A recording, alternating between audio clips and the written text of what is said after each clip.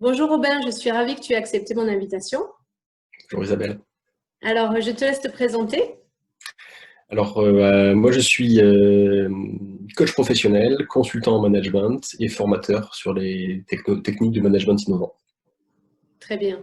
Donc, quels conseils pourrais-tu donner aux managers après cette période de crise qu'on vient de traverser? Alors, j'ai envie de rajouter une deuxième question à ta question. De quoi avons-nous besoin pour bien ou pour mieux manager dans cette reprise économique? Et d'autre côté, je ne vais pas reprendre ce qui a été dit sur ta chaîne YouTube par d'autres personnes concernant l'écoute, l'accueil, l'accompagnement des salariés, qui sont des thèmes sur lesquels j'adhère à 100%. Mais aujourd'hui, j'ai plus envie de parler de confiance et de délégation. Pour moi, le rôle du manager de demain sera d'accompagner une équipe vers son autonomie. Le but sera complètement autonome. Mieux manager, ce sera aussi savoir s'effacer. Ce sera aussi savoir laisser le lead à ses équipes, leur donner une capacité de décision. Et pour cela, il faudra que le manager et la direction partagent avec les équipes une vision claire des objectifs qui ont été donnés. Il faudra que les objectifs soient véritablement bien définis, qu'il y ait des jalons précis, que l'on échange avec les équipes sur ces jalons et sur ces objectifs, pour que l'équipe puisse aussi donner son feedback par rapport à la vision de l'entreprise. Il va falloir, à mon sens, que les managers échangent plus, communiquent avec leurs équipes sur les problématiques qui sont rencontrées, pour voir aussi comment est-ce que l'équipe peut résoudre ces problématiques, et qu'il y ait véritablement des échanges et des communications qui se fassent.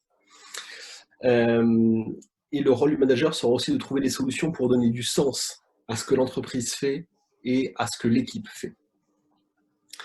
Mais pour cela, je pense qu'il y a des nouvelles méthodes que les managers peuvent essayer, des méthodes plus collaboratives, plus horizontales, des ateliers de co-construction, de co-développement, des méthodes agiles qui viennent dans l'informatique et du monde de l'IT, qui peuvent être transposées à toutes les entreprises pour permettre cette communication et renforcer en fait cet engagement et cette implication que les équipes auront dans l'entreprise. Et il y a un deuxième point, pour moi, mieux manager demain, ce sera aussi prendre le temps et laisser le temps. Et là, je m'adresse plus au directeur. Ce sera laisser le temps aux managers d'être les véritables garants de la qualité de vie au travail de leurs équipes. Aujourd'hui, les managers sont confrontés à des reportings quasi quotidiens. Ils sont très axés sur la technique, sur un management top-down où il faut faire aux équipes et vérifier que l'équipe a bien fait. Et donc, ils n'ont pas le temps de prendre le temps, c'est ça qui est paradoxal, ils n'ont pas le temps de prendre le temps d'accompagner leurs équipes, de communiquer avec elles et d'amener une certaine forme de qualité de vie au travail. Et pour finir, je finirai sur une petite métaphore qui me plaît beaucoup, sur imaginons le chantier d'une cathédrale, et on interroge des tailleurs de pierre. Il y a des tailleurs de pierre, quand on leur demandera quel est leur métier, ils diront bah, je taille des pierres, tout simplement. Ça, c'est un peu la vision de l'entreprise aujourd'hui, et enfin, en tout cas de l'équipe dans les entreprises aujourd'hui.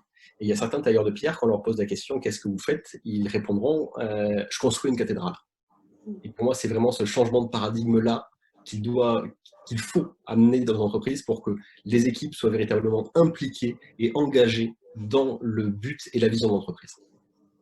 Très bien. Voilà. Donc, délégation, confiance et laisser le temps. Merci Exactement. Robin. Merci à toi Isabelle.